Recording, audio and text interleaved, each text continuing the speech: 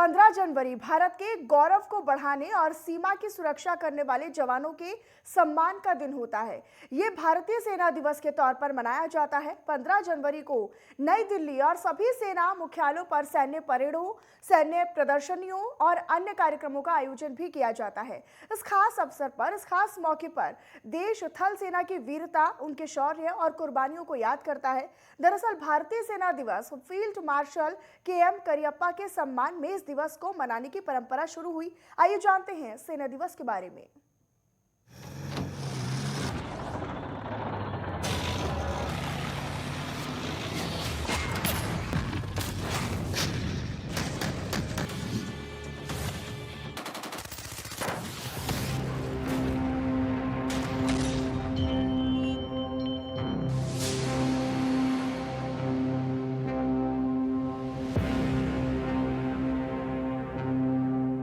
जनवरी को सेना दिवस मनाया जाता है।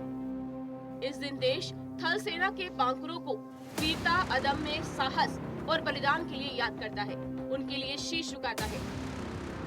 इस खास दिन पर दिल्ली में सेना मुख्यालय के साथ साथ देश भर में सेना से जुड़े परेड, सैन्य प्रदर्शनी और दूसरे कई अन्य कार्यक्रमों का आयोजन होता है।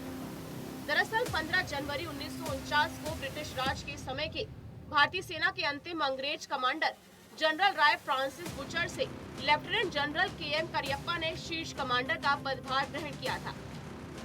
के.एम. करियप्पा बाद में फील्ड मार्शल कहलाए। उनके सम्मान में सेना दिवस मनाया जाता है।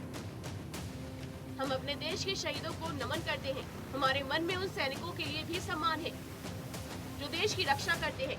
हमारी आंखें उनके लिए नम है जिन्होंने देश के लिए अपने प्राण न्यौछावर कर दिए हैं। थल सेना के रण बांकुरों ने युद्ध के समय तो देश की सीमाओं की रक्षा की ही, साथ ही प्राकृतिक आपदाओं में भी जीवन के खतरों से खेलकर मुश्किल में पड़े लोगों की सहायता की। भारतीय सेना की जीवटता और साहस हमें रोमांचित करता है।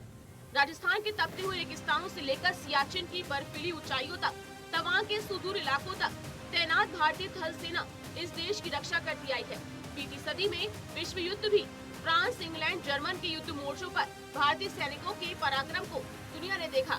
भारतीय सेना के पराक्रम फ्रांस और जर्मनी की भूमि पर देखा। भारत के लाडले अपनी शूरवीरता के कारण विक्टोरिया क्रॉस से नवाजे गए।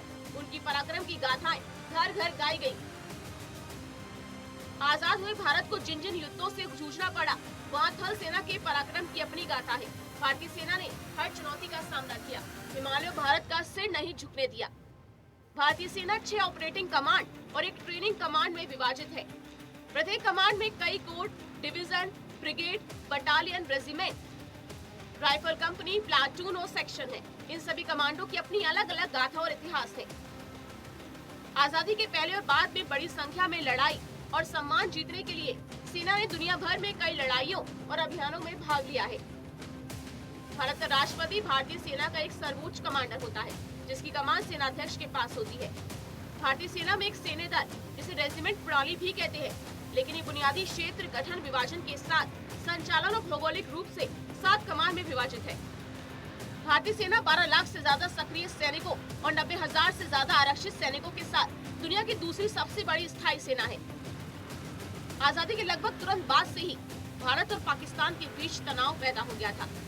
विभाजन का दर्द कम भी न हुआ था कि 21 अक्टूबर 1947 को पाकिस्तान सेना समर्थित कबायलियों का कश्मीर पर हमला हुआ। राजा हरि सिंह कश्मीर के भारत के विलय को लेकर राजी हुए और भारत सेना से मदद मांगी।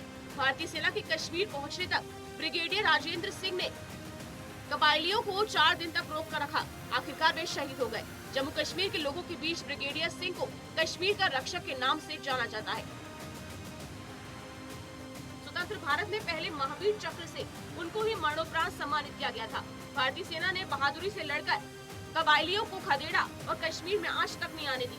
जनरल थिमैया के योगदान को भी याद किया जाता है। भारतीय सेना के पराक्रम को संयुक्त राष्ट्र संघ शांति सेना में देखा गया। 1953 में कोरिया के नागरिकों को सुरक्षा दिलाने से लेकर नाइजीरिया के आंतरिक संघर्ष तक भारतीय सेना का शौर्य हर जगह देखा गया। पोलो ऑपरेशन से हैदराबाद का विलय हो या फिर 1961 में ऑपरेशन विजय के जरिए 26 घंटे के युद्ध के बाद गोवा को पुर्तगालियों से मुक्त कराना, भारतीय सेना के अदम्य साहस का परिणाम है। चीन ने हिंदी चीनी भाई भाई की मित्रता पर विश्वासघात करके भारत पर हमला किया और भारत के नेपाल लद्दाख क्षेत्र पर अपना दावा जताया। भारतीय सेना इस युद्ध के लिए पूरी तरह तैयार नहीं थी, लेकिन मुश्किल हालातों में भारतीय सैनिक देश की रक्षा के लिए सीमाओं पर डटे रहे। चीन युद्ध में तवांग और चुशूल के मोर्चों पर भारतीय सेना के पराक्रम को सम्मान से याद किया जाता है। 17,000 फीट पर चुशूल में कड़कड़ाती सर्दी में मेजर शैतान सिंह और उनकी बटालियन के जज्बे को देश नमन करता है। तवांग घाटी में जसवंत सिंह का शौर्य भारतीय सैन्य परंपरा की एक महान गाथा है। तीन तरफ से आती चीनी सेना को जसवंत सिंह ने 72 घंटे रोककर नेफा को बचाया था। उनके शौर्य और बलिदान पर देश उनके लिए अपना शीश झुकाता है। पाकिस्तान ने सोचा था कि चीन के साथ युद्ध में जूझकर भारत उबर नहीं पाया होगा। उसने फिर 1965 में लड़ाई छेड़ी। ये युद्ध टैंक पर आधारित था। भारतीय सेना ने इस युद्ध में पाकिस्तान के 100 टैंक ध्वस्त किए थे।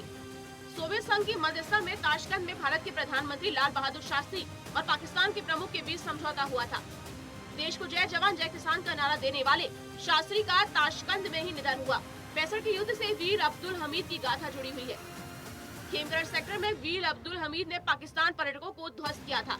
असाधारण वीरता का परिचय देने वाले अब्दुल हमीद को राष्ट्र परमवीर चक्र प्रदान किया गया।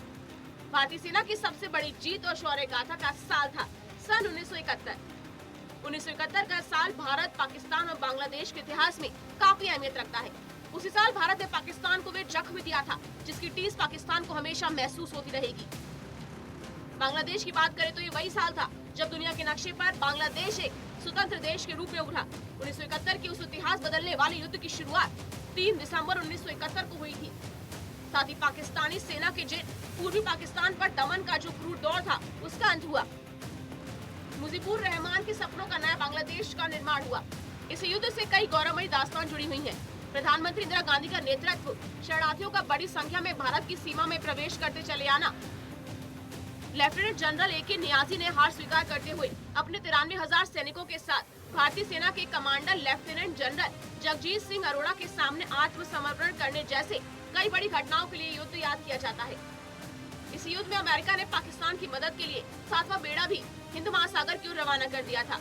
इसी कड़ी में लेफ्टिनेंट अरुण खेत्रपाल, सेनाध्यक्ष Sam Manekshaw, commander lieutenant general Jagjit Singh Arora, Nirmaljit Singh Sekhon, Chewang Rinchen और महेंद्रनाथ मुल्ला जैसे कुछ और प्रमुख नाम हैं, जिन्होंने इस युद्ध में पाकिस्तान को करारी हार देकर अपना योगदान दिया। भारतीय सेना ने बाल्ट्रिक, द्रास, कारगिल हर क्षेत्र को धीरे धीरे अपने कब्जे में ले लिया। 26 जुलाई कारगिल विजय दिवस के रूप में मनाया जाता है। 20 साल पहले यानी 1999 में 26 जुलाई के दिन भारतीय सेना ने पाकिस्तान के खिलाफ कारगिल युद्ध में विजय हासिल की थी। पाकिस्तानी सेना के करीब 5,000 सैनिकों ने अंतर्राष्ट्रीय कानून का उल्लंघन करते हुए कारगिल की पहाड़ियों पर कब्जा कर लिया था। दोनों देश की तरफ से खूब गोलीबारी और बमबारी हुई। सैनिक भी शहीद हुए। अंततः टाइगर हिल पर भारत ने तिरंगा लहराया। भारत ने धीरे धीरे सभी पोस्टों पर कब्जा जमा लिया। तत्कालीन प्रधानमंत्री अटल बिहारी वाजपेयी ने देश की जनता से ऑपरेशन विजय की जीत की घोषणा की।